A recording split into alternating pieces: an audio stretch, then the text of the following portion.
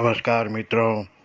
अब हम सब लोग जानते हैं कि 9 जून को शाम 6 बजे हमारे प्रिय प्रधानमंत्री मोदी जी अपने तीसरे कार्यकाल के लिए शपथ ग्रहण करने जा रहे हैं। मोदी जी लगातार तीसरी बार प्रधानमंत्री बनने जा रहे हैं। तब सामान्य जन और ख़ास करके इनके विरोधियों को ये जानने में अत्यंत उत्सुकता होगी कि क्या ये मिली-जुली सरकार अपने कार्यकाल को पूर्ण कर सकेगी? हमारा जवाब है बिल्कुल कर सकेगी। और जब तक मोदी जी चाहेंगे ये सरकार अपना कार्य करती रहेगी। जब मोदी जी को लगेगा कि उनके प्रमुख कार्य वो संपन्न कर चुके हैं तो शायद आने वाले 2029 के चुनाव कुछ महीनों से पहले ही वो करवा सकते हैं, लेकिन सब उनके ऊपर ही निर्भर है, याद रखिएगा। ग्रहों के आधार पर तथा भारतीय परंपरा तथा हिंदू जनमानस से मिले ईश्वर के आशीर्वाद से हम आपको अपना निष्कर्ष बता देते हैं कि ये बनने वाली सरकार का भविष्य क्या होना चाहिए। शनि के अंक 8 के वर्ष 2024 में नियति का प्रिय पुत्र नरेंद्र दामोदर दास मोदी 9 जून को अपना नया कार्यकाल संभालने जा रहा है। अब देवगुरु बृहस्पति अपने मित्र राशि वृश्चिक में है और ये शनि महाराज को उत्तम कार्यों करने के लिए प्रेरित करेंगे। देवगुरु जब तक वृषभ राशि में रहेंगे यानी कि 14 जून 2025 तक अपने सबसे अधिक प्रिय तथा आज्ञाकारी पुत्र मोदी जी को ऐसी स्थिति में रखने में सफल होंगे या तो शनि महाराज को विवश कर देंगे कि इसके पश्चात जब वो मिथुन राशि में 12 महीने तक भ्रमण करेंगे तब तक ये सरकार स्थिर हो जाएगी। मोदी जी अपने बहुत से कार्य को संपूर्णतया पूर्ण करके चैन की सांस लेकर बैठे होंगे। परंतु आने वाले 13 महीनों में इस सरकार में कई उतार चढ़ाव आ सकते हैं और मोदी जी तथा नियति कई ऐसे कदम भी उठाएंगे जो कभी किसी ने सोचा भी नहीं होगा।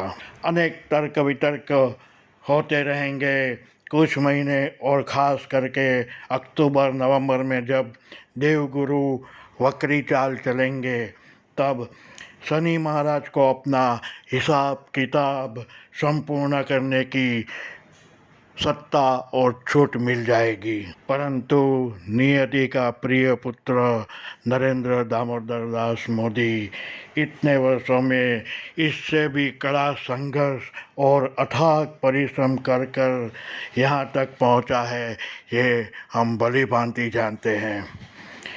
अंत में इनके भाग्य के खाते में शेष पुण्य मोदी जी को स्थिरता प्रदान करेंगे तथा आने वाले कुछ वर्षों तक कार्यों को पूरा करने की संपूर्ण सत्ता उसको मिल जाएगी।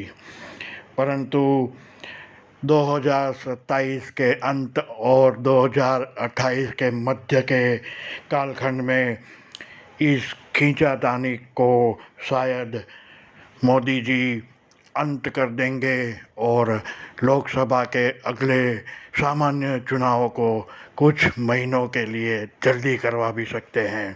और आपको एक ख़ास बात बता दें कि 2029 से पहले होने वाले कोई भी चुनाव में सत्तारूढ़ गठबंधन का प्रदर्शन सामान्य से कुछ बहुत अच्छा ही रहेगा।